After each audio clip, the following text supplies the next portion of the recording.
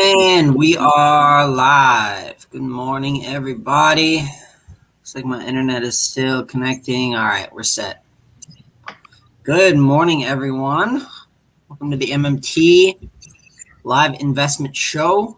We'll come at you every Thursday. New topics about the market, about trading mindset. Different individuals who have and do every day are with you here, and we are super excited. We just got back from Masters, which was a blast. Yes. First live in-person event since I was trying to figure out exactly when that was. Do you guys? It was March. It's about a year and a half. It was March of last year. 2019, I believe. 2019, yeah.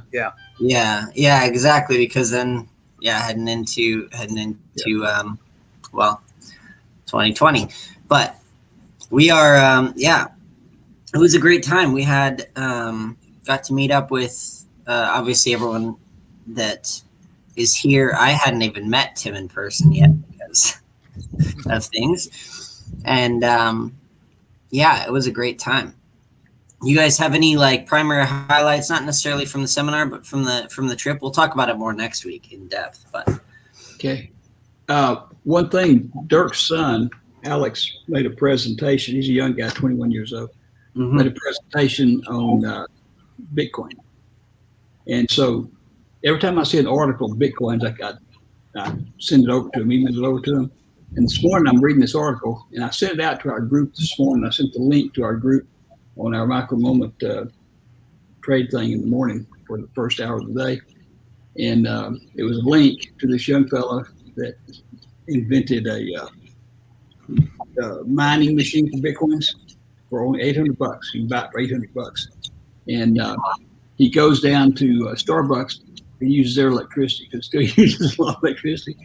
And it was real cute. And I figured, well, maybe Dirk can. But Alex will get him one of those. It doesn't mine much. It generates like some fraction of a Bitcoin, but at least it's something, Yeah. Went in with what he talked about, so I thought that was kind of cute. But we had a heck of a day today and yesterday. We've had a huge week so far. Our micro moment trading, we were up 35.6302% today, and that's Apple and QQQ, and we're up 140 something for the week already. So we still have tomorrow to go. So we may hit over 200. It'll be a great day. So absolutely. How about you, Randy? Fantastic. Doing good. Market's up, all-time high so far again today. Mm-hmm. Great for covered calls. Just goes up. Yep. Everything seems to be plugging along as usual. Every morning I get updates to the notification, like the main screen of my phone, and you can kind of get a general consensus for where the market's going to be at just by seeing your top news alerts that you have for the morning, and then whatever market updates you do about specific companies, right? It'll probably mention anything notable. And all I got today was that Starbucks sold more cold drinks than hot drinks. I saw that come up on my phone, and I was like, man, yeah, obviously it's like 100 degrees everywhere. Thank you for that vital piece of information that just transforms my knowledge about the market. I really. Micah, did you freeze Steph when you got back to? I did not. I took a deep breath. It was nice to have a little reprieve. No, it wasn't really all that hot. I didn't think. Oh, we were inside the hotel, so yeah. Yeah. By the way, Tim did today. I bet 35%. He did 27% up today on Apple return. Jeez. Nice. It's been a good day. Yeah. It was 101 yesterday, 101 today, and tomorrow it's going to be Friday. It's going to be 102 or 3. So you left too early. You could have stayed around. Well, it felt like it was just as hot when we got back to Atlanta, except it just was a lot more humid. Yeah. Yep. Well, the other big feature besides Tim made a fantastic presentation, which essentially he's going to go over today since we didn't do it last Thursday since he was traveling to Fort Worth. But Mark did a fantastic presentation on futures. And of course, Dirk's son, Alex, did a fantastic thing on the Bitcoin stuff. So we had great presentations. And Randy, of course, did his presentation. He's always fantastic. Of course, he never quits talking, but other than that, he does good. He hit he hit his marks, his time. Yeah. Yeah, it was excellent. Hey, I was right on schedule. I held it in there. Yeah. Morning, Joe. Yep. Just got 5.9% on SPX on the micro moment. So There you go. Nice. Very nice. So as Joe mentioned, we are going to last week's cow report. It's the one from the 17th. So we're going to talk about how trading can have an effect on your mindset and how to recover from the downs, keep the gains in check, and kind of balance that as you go through it. Right, trading is definitely a marathon, not a sprint. And I feel like when we casually talk to one another about trading, it is very sprint oriented, right? Because it's exciting to say, hey, I made 1,000% on this penny stock that went from 30 cents and I didn't get out till $5, right? And that's like the coolest thing you could ever say. And we kind of want to build a different mindset around that. I mean, we already, hopefully have a bit of that in our community, but that it is rules based. It is slow, consistent returns over time. Now, to say that's it takes all of the mental difficulties of trading away, I don't think it's fair. Over time, it's still a process to learn, right? And we're doing that every day. So, but Tim, what did you have in mind when you were writing, and kind of give us the overview. Sure. So what I wrote about in this editorial was how to recover mentally and monetarily from losses. We all have losses. One of the first things to recognize is we don't win 100% of the time, and we have losses. And as Micah just mentioned, we are a rules-based trading. We use a very specific set of rules in MMT trading, which is designed to eliminate bad losses, right? We know that much of the game, or much of what we do, is about eliminating those losses. And that is one of the hardest things that most of us have to learn is how to tighten up losses, right? The wins take care of themselves. As long as we don't stay in so long that it turns into a loss. But when we do have a string of losses or single large losses, what do? How do we build back?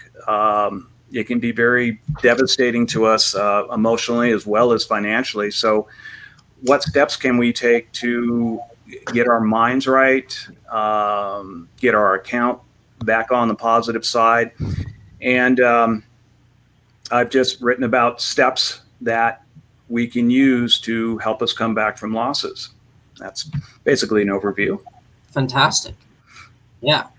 No, it's very relevant. We talked about that a bit this weekend, had some questions, but we also had some great interactions at the dinner afterwards about that. Just good conversations about students that have been learning, and they are, they're on the right track now, right? So it's just another one of the things about trading to learn. It's another aspect of the skill. It seems a lot more emotional, and that's kind of the point, right? It's going to be, oh, hello, how are you? Oh, look who's there. Hello, Clove. I'm working though here. So is that a trading cat? Yep, absolutely. He's the one that sits on my keyboard.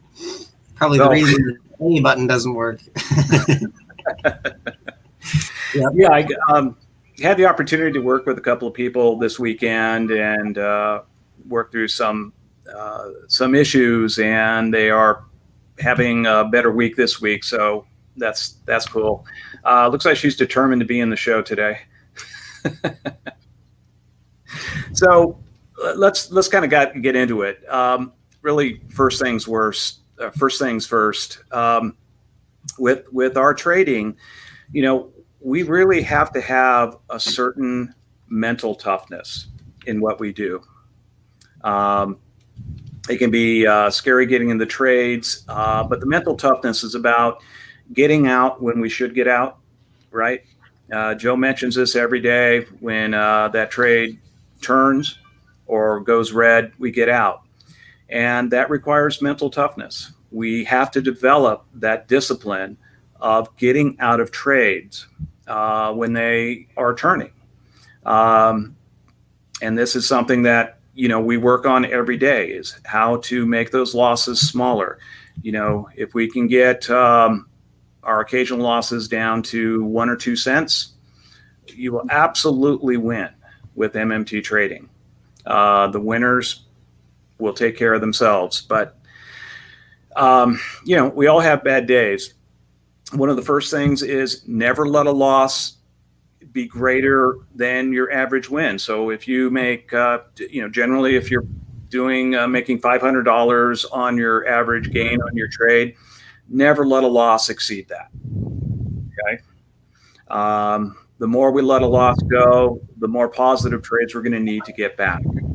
But really, if you have a particularly bad day, stop trading. Just stop. Step away from trading. All right. So many times we can compound our losses by trying to get back right there, trying to make it right. But really, the first thing we do if we experience a significant loss is stop trading. Step away from it for the day. Get away from it. Maybe even take a couple of days. But the first thing we have to do when we experience losses is take responsibility for it. Okay? You go back, we review that loss, go, okay, what did I do wrong here?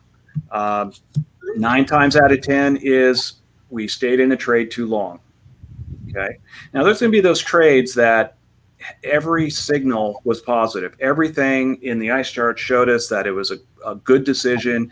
You made a good decision. But for some reason, something came along that turned that trade in the opposite direction.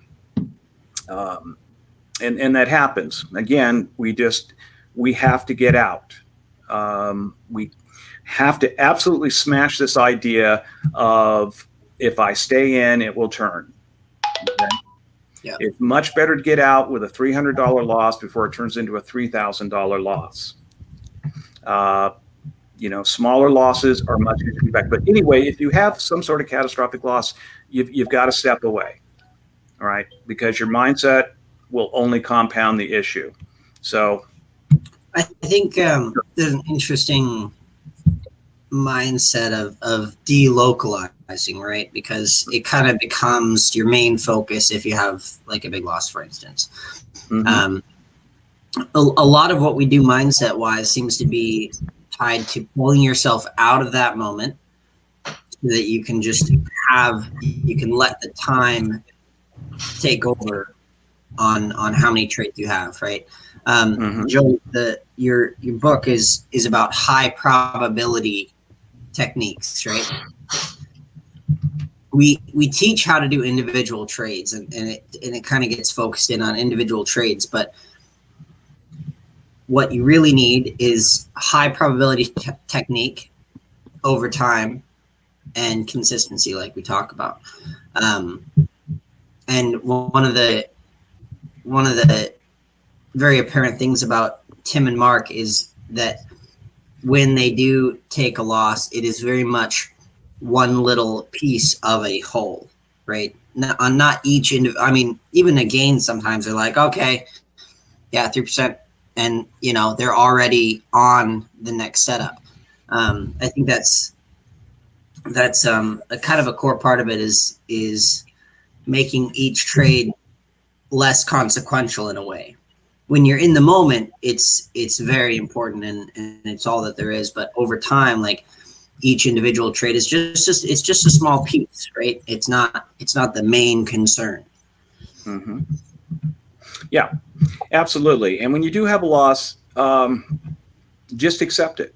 Accept responsibility for it.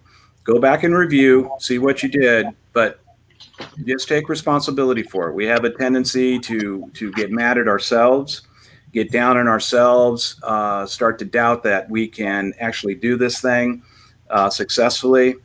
But the sooner we can accept it, the sooner we can just move on. Take the lesson and move on. Let me give an example of that since Mike brought it up. Yesterday, we had total returns of just yesterday on the macro moment session in the morning, 82.9744. And there was a QQQ loss of 1.2994%. Yeah. A even QQQ trade. There was another QQQ trade of 0.00363 loss. That's 1%. And that was it. So teeny tiny, just like Michael was saying. Yeah. Yep. Absolutely. Yep. So, once you've accepted losses, you take some time to get away from it. When you're ready to be back in, then it's about practice and rebuilding confidence, right? Because your confidence can be low. So what we want to do is we want to start small again. If you're trading 50 or 100 contracts, you had a huge loss, knock it back down to 1 and start from scratch again. Look at what you did that caused this, accept the responsibility, and then let's start rebuilding again. I often suggest to people who've had losses, go back to 1 contract or go back to virtual trading. Either way. Personally, I like just going back to 1 loss and continuing trading real money so that you're getting real life experience, right? Virtual trading is a great way to learn the platform. It's a great way to get the speed, but it doesn't always mimic real life trading situations, like trying to get out of a trade when it's falling fast. But anyway, so start small. Start with 1 contract again, and start with the formula of 7 out of 10 wins. When you get a consistent 7 out of 10 wins, bring it up to 5. Do the same thing there. Get up to 7 out of 10. You're starting to rebuild confidence. Then you can put that up to 10 contracts. And you can continue to kind of double as you reach that benchmark of 7 out of 10 and continue to rebuild your contract size along with your confidence.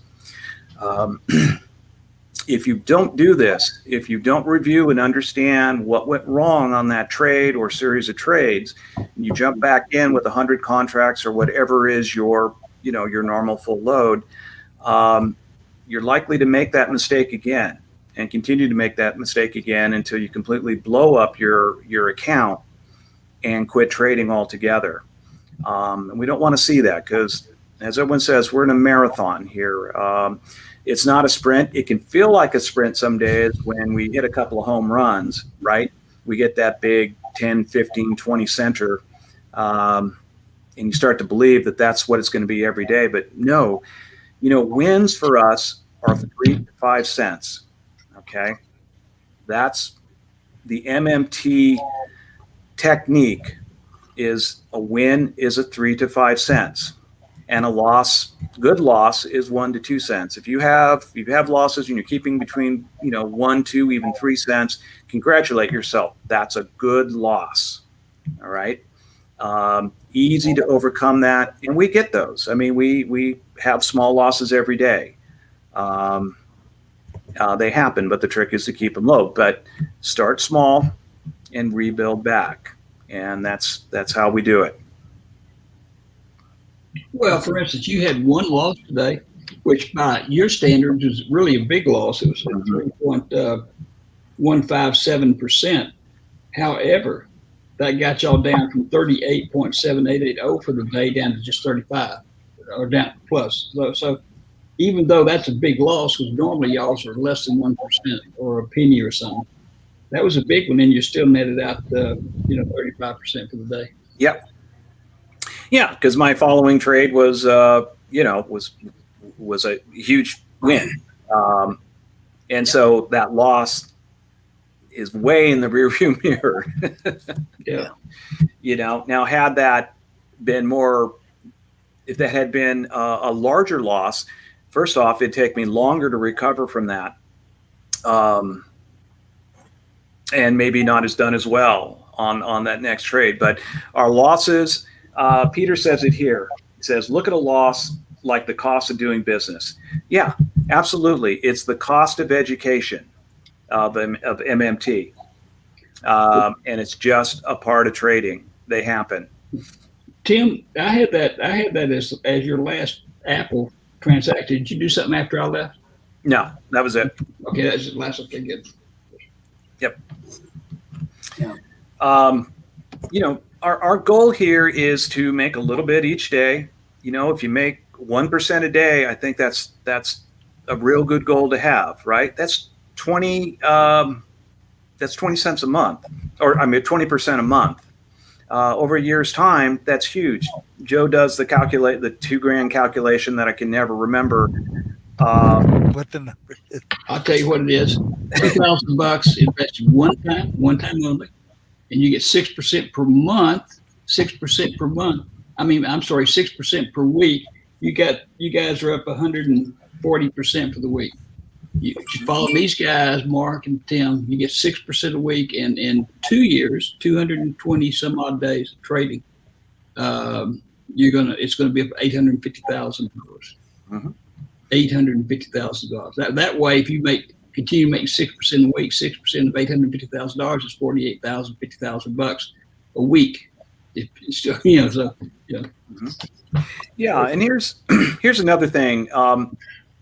If you trade with us in the morning, you've seen that we've gotten very early trades in, usually some good trades right off the gap fill, where we're doing 10 to 20 cents on those.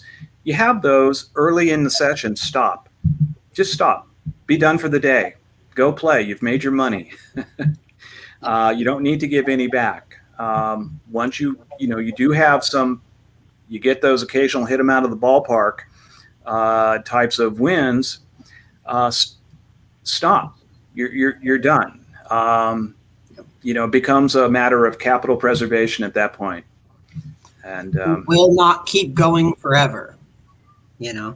We have a tendency though to see that, that always happens, and we see one long run in a certain direction, or one extra large spike in one direction, and our brain says that it's common somehow. Yeah, it kind of takes a hold. It's very interesting. Yeah. In macro moment, we never trade more than 1 hour a day. That's it. First hour of the day, that's it. Mm-hmm. Yeah. So I have a question. When you guys go about size, Randy, I'm curious to hear your opinion as well, because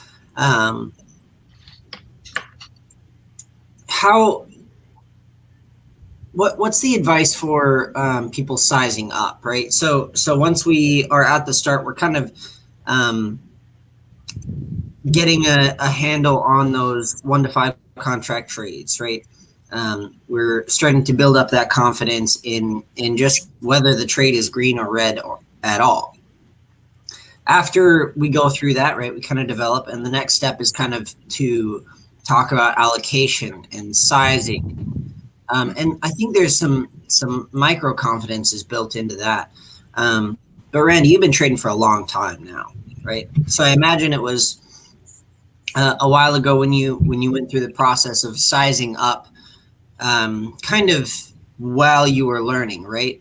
What was that process like for you, and how did you successfully get through those barriers, which are past one contract, but not into confidently trading your account, knowing your allocations? How do you come to that knowledge? Well, first, start off with virtual trading, so that you can practice. Back when we started, virtual trading wasn't much, and so we had to start with like one contract. But I would say virtual trading first, and once you feel comfortable with that, like Tim said, start with one, and then you have to set up what is the allocation. What are you willing to risk out there in the market on your portfolio? I think Tim talked about not more than 20% this last weekend. I look at it like not more than 10%. But after a few days of trading, that you've earned more than you are investing. So now you're playing with the house's money. So say you're investing $1,000 and you've earned $1,000 after a couple of weeks. Put the first 1,000 away. Now whatever that you're doing is all free profit. And you can use as much of that as you want because you're not risking any of your original portfolio. So with micro moment trading and the kind of returns that you can get, you can start compounding the house's money really fast and leave all your other money to the side that you're not even risking any of that original portfolio. And same thing I look at with covered calls and anything else is allocate what portion that you want to use for that process. Don't go over that. And then as you generate those profits, now you start saying, okay, but now I don't have to use any of my money anymore. And now I'm just compounding my profits. And that's when it can get astronomical, like Joe says, taking that $1,000 or whatever and growing it into $1 million. And you're not really risking any money because you've still got all your money over there on the side. So that's how I would look as far as increasing the number of contracts is start increasing using the profits that you've generated. And what's just as important is this didn't just come about overnight. When Randy started doing this was 15, 16, 17 years ago. And back then he was lucky to make, and we thought it was huge to make 5% a month, 3%. That's right. And now, because of all the changes in the market, none of the things we did, we've never changed anything. But because of all the changes the markets did, the lower commissions, this, that, and the other, and now they have expirations more than just one day a month. And now Randy can make 5% a week, or 5%, or much more than 5% a week. So it's just amazing. So that in that $2,000 example, the 2,000 is the only time you ever put it in one time. You put that 2,000 in, and then you just compound for 2 years, 24 months. You've got $850,000, and spend the rest of your life just living off that 6% a week, and still build up 3 more 6%ers. 4 weeks a month, so you got 6% 4 times. And one other thing to build upon what Joe said and what Tim said. Tim talked about, if you start getting losers, stop trading. Make sure that you stop at the losers. I think one of the hardest things that people have to learn is to take that loss quickly. Human nature is, no, I don't want to do that. It's going to come back. I read an article a few weeks ago, and it's kind of like the psychology of trading. And the article really was about people take profits way too quickly, but they leave their losers run. Yeah. And that's how the average trader loses all their money. The professionals don't do that. The professionals, they take that loss quickly and they let their winners run. But the average Joe trader out there is really the opposite, because that's what the human brain really wants you to do. So I also look at the other side, like Joe said, only trade for that hour in the morning. Is if you got 3, 4, 5, 6 trades in a row, nice profits, don't press your luck. Stop. Yeah. Tomorrow's another day. You don't have to make all your profit in one day. Joe used to talk about that.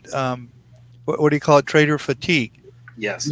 Yeah. And there's also been lots of psychological studies done that every decision you make uses up a little bit of your brain power every day. Yeah.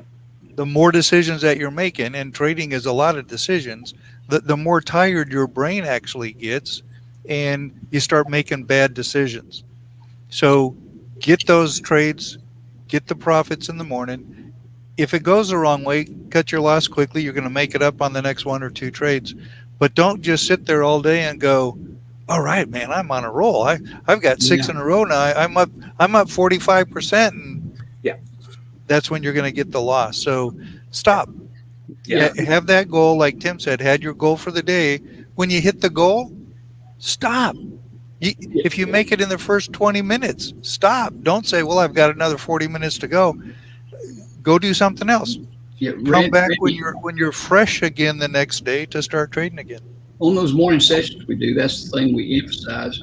You got a little green light and a little red light. When you get into that position, your light's green. And if it turns red, immediately get out. Don't even think about it. Get out for a penny loss, 2-cent loss, 3-cent loss.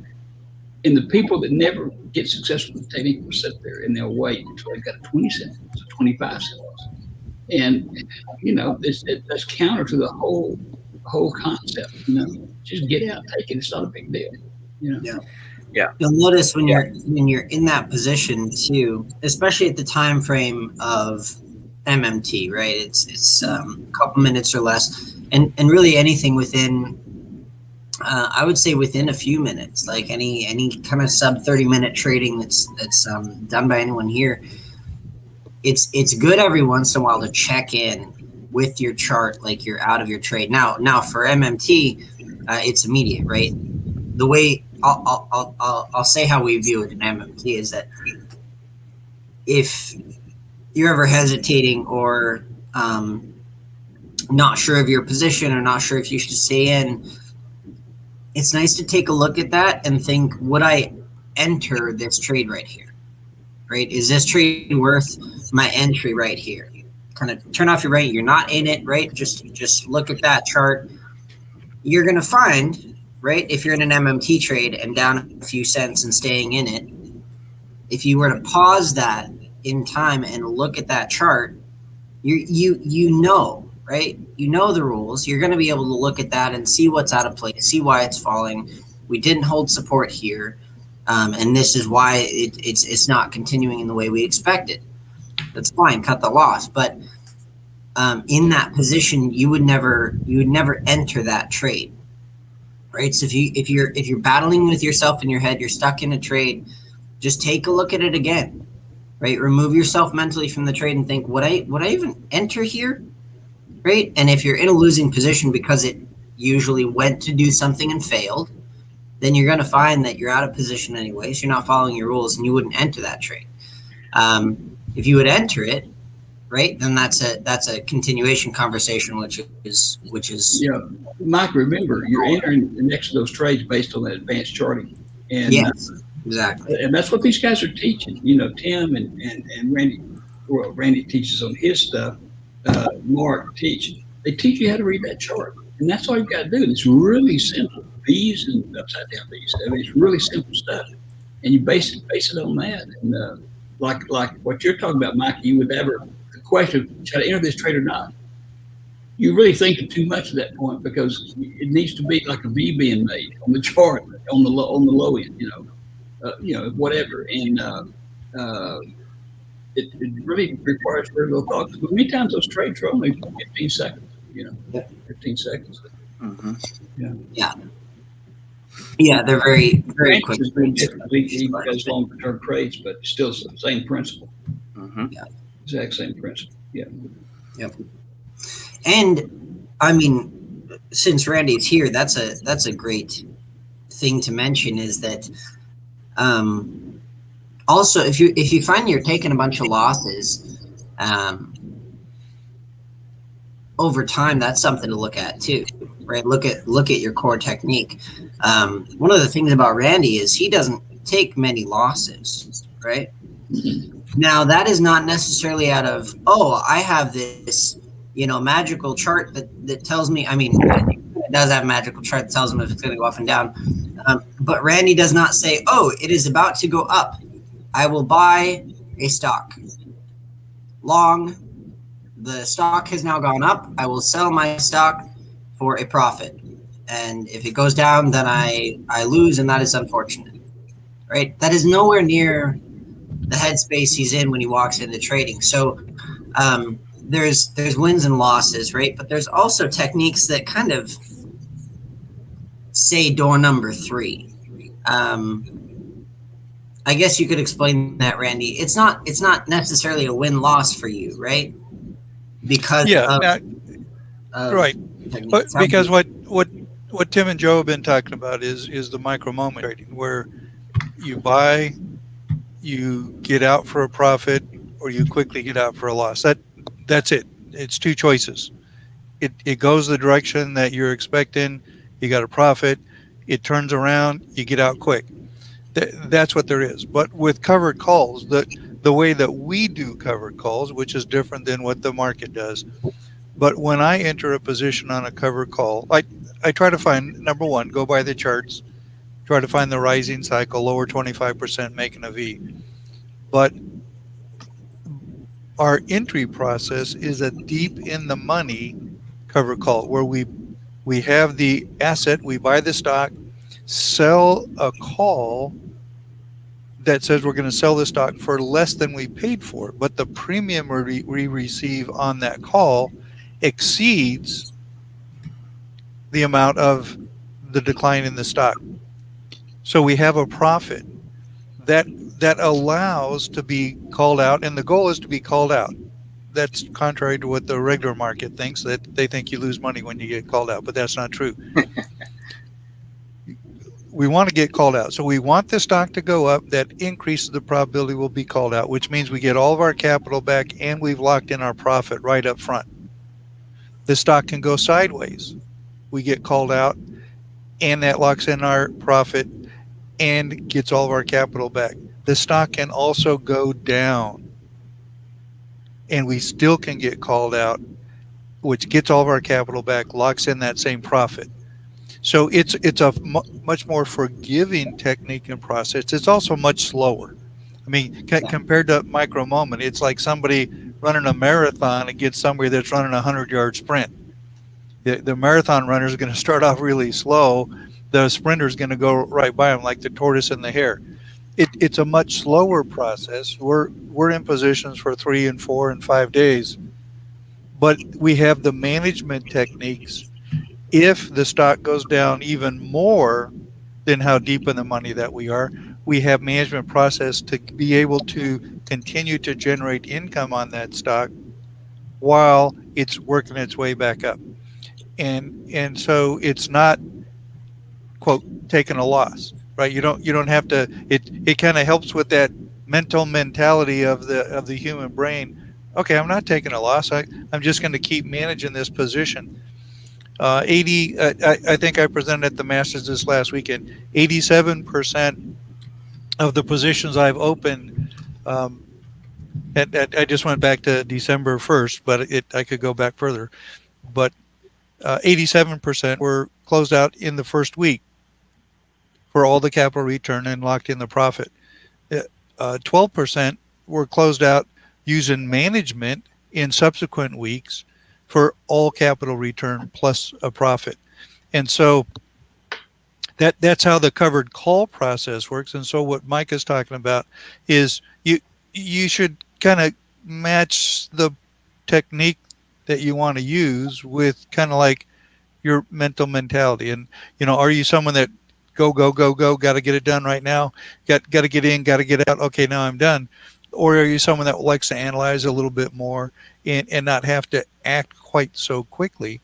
I myself, I do all of the techniques every week. I do some micro moment trading. I do a lot of the cover calls. I do credit spreads. So I've learned all the techniques and I find the appropriate spot to use the different ones. But the majority of what I do is the cover calls, and the majority of what Tim does is the micro moment trading. So you decide what is the thing that fits you the best, and find that technique and use that process, and then follow the rules. The important thing is follow the rules, because everything we teach is rule based. Yeah, a whole set of rules, and you just follow those rules. And that's a critical part. And that's what Tim says. The rule is, and like Joe said, you're doing micro moment trading. It's green. If it turns red, you get out. Yep. It's green, you're getting your profit. It's red, you get out. And so that's what you got to make sure you follow the rules, but find the technique that fits with your psyche. Yep. The only disadvantage of the micro moment getting in and out is if you're colorblind. But then you can be colorblind. Green is always on the left side, and the red's always on the right side. So wherever you see the light, doesn't make any difference what color it is. Jesse's on if she still has that personality quadrant quiz she gave us during the webinar, because some personalities are just not inherently comfortable with certain methods of trading. Interesting. Some may need to stick to momentum trades or covered call trades or MMT trades, and that's okay. That would be interesting. A little personality test to go with it. Yeah, absolutely. And what a way to sum it up. It's better to know yourself and trade in your lane. Yeah. Absolutely. I think that is the, it is the end of the day of what we're talking about, is how to know yourself within trading and be able to interact with what you're going to run into. You're trading long enough, you're gonna meet yourself. It's something I wasn't really expecting to the level that I was. I thought, it's basically the industry of money, right? It's learning money. It's very hard and calculated, and I viewed it as very hard and calculated. But just, Well, and this is why we have a very set or a firm set of rules around what we do. Otherwise, we'd simply be speculating or gambling, right? Which I think many day traders do. Yes. But we follow our charts very strictly, and we follow our rules. As long as we do that, and I've really not met anyone who followed these rules that did not have success. And everyone we talk to, and I ask everyone, well, why do you think you had that loss, or what happened? Invariably, they're going to say one of two things: either I didn't follow the rules, or I stayed in too long. Yep. So I think that's a great point. Yeah. So it's pretty simple. Simple set of rules can be very, very difficult because we're fighting that those two emotions of fear and greed in our head that are telling us to do one thing and tell us to do the other, which is why, again, we have a firm set of rules. Yep. So we don't have to rely on fear and greed to make decisions for us. We let the rules tell us. Let me answer this real quick before we leave. Steve asked, do we have a DVD of the Masters available? Micah and a tremendous number of pictures and some video stuff, and it was online, but we did not record it. But it was online, so people could attend in person or online. But Mike, we didn't do any recording on the DVD or anything. Not for the intention of a recording, meaning like it's not complete, but the slides themselves, I believe Dirk said we will have the slides available. Okay. So the presentations themselves, but it would have taken a lot more audio video logistics to do the timed recordings to match audios and things like that. But, absolutely. And you have access to most of those traders on this show. So if you run into any of those questions, come into your class or come in here. We will direct you in the right path to get to that information, right? That's the end of the day thing, is we the less successful you are in trading, it's worse for us anyways, as traders that want to see you do well, first of all, but also as a business, as a group that wants people to succeed and have that track record for us, for you guys, right? We want to this ecosystem of successful traders that are getting better at what they do. So we want to help you through that in every way we can. Absolutely. So You know who we ought to have on this sometime, Micah, is Marion Evans there, M. Evans, because everybody can see that, so we don't not absolutely. Because I she's would love been to, here, I don't know how many years, but it's been, good Lord, it must be 10, 11, 12 years. Randy, how long would you say? It's a long time. And Yeah. She came in. Probably before 2010, I think. So her only downfall is she gambles a lot. She's in Vegas. yeah, And so I think she gambles away a lot of her earnings. But I don't think so. I think he's joking now. Well, my people will talk to her people, and there you go. There you go. Fantastic. Well, I really appreciate everyone being here. Any final thoughts on trading mindset? Any losses? Any questions from anyone here? Feel free to drop them in now. No, I'm good. All good. Fantastic. We will be back next week. We're here every week with the topic from Friday's Cow Report, which is, I can announce this now, we are dramatically changing. So the Cow Report is going to get an updated look. We saw a preview of it at Masters, an updated look, but also more different types of information on there, different types of content. We're doing multiple highlight trades from the instructors and the students. All sorts of things are going to be on the Cow Report. So it's really exciting, and it's just around the corner. I've been developing that for a bit. It's still called the Cow Report. We've still got my cow. You know, that cow was the original cow. We maybe need to make that cow look older. It's probably a bull, wasn't it? It's probably a bull. It's not a cow, it's a bull. Yeah. Okay. Absolutely. Okay.